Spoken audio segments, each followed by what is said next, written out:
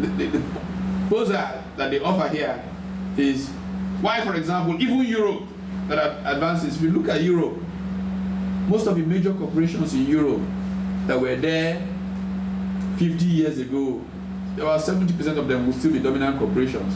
30% may have been knocked out.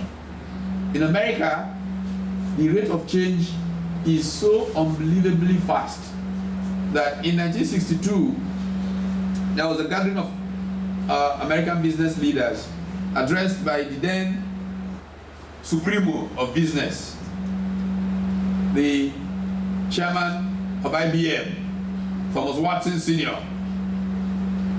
At that time, IBM was considered the greatest corporation ever invented by human beings.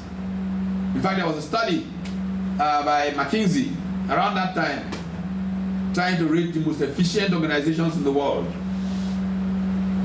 And it was IBM, the Catholic Church, and the US Army, in that order. So that's how dominant IBM was as an enterprise.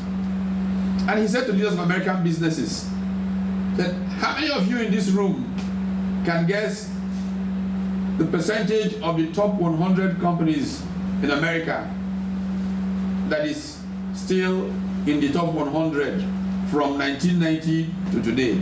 That is, how many companies in America who were in the top 100 61 years ago are still in the top 100? Leaders of American businesses, top, 20%, 30%. Oh, the attrition rate is high. Maybe like 30% will still be around. When they all finished, they laughed. Said only 3 companies that were in the top 100 in 1900 were still there in 1962. Only 3. And what I add to amuse myself on that is that at the time he was making this speech, one of those 3 companies was a company called Sears Roebuck. And when I first got to the US to go to graduate school, I was walking up the stairs one day and I was going,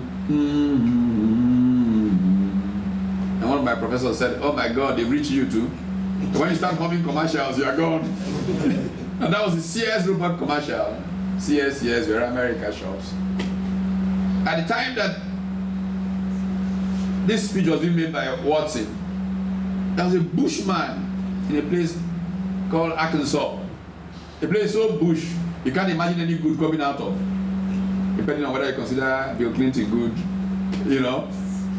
And this guy was a local shopkeeper, knocking around with some stores. Within a few years, that company he started would make Sears Roebuck ancient history. That company, of course, is Walmart. So why does it happen that America can manage to create new enterprises like that? Well, in this book by Luigi Zingales and Raghuram Rajan, they make the point that America's strength is the strength of its institutions. Its institutions are such that they make it easy for the small guy to be able to build the capacity to challenge the big guy, and the benefit has been the renewal of the American economy. And you can go from one amazing example to the other, but they give credit to all of this, and that's why the Nigerian judiciary makes me so sad. They give credit to all of this to a judgment, a ruling by a US Supreme Court Justice called Charles Brandeis. In this ruling by Justice Brandeis, it's made easier for the small guy to have access to capital. The fact that you failed in business does not kill you, because it recognizes that failure is not the end of the world, and you can start again. Bankruptcy laws, all those kinds of things were designed to allow people not to be afraid of trying in business. And because of that, America is continuously renewed. I tell you, when I was leaving the US to come back home in 1982, America was going through a transition. When I first got there to go to grad school, America had a president called Jimmy Carter. Good man. But the American economy was in a very bad shape under him. Inflation went to 29% unheard of. And Japanese companies were all overtaking American companies. And in those days, typically, when you are going around the campus around March, April, because the year semester tends to end around May, you see seniors, final year students, they are busy working on their CVs, to go for interviews, and we're not getting as quickly employed as they used to. I went back maybe a decade or so later on sabbatical. The revolution that was starting under Reagan was fully underway.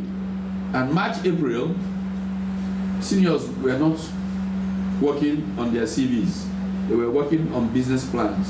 And many of them were hoping to be, before their 26th birthdays, billionaires. And it was in that their ambition which drove the so-called dot-com revolution that America was saved.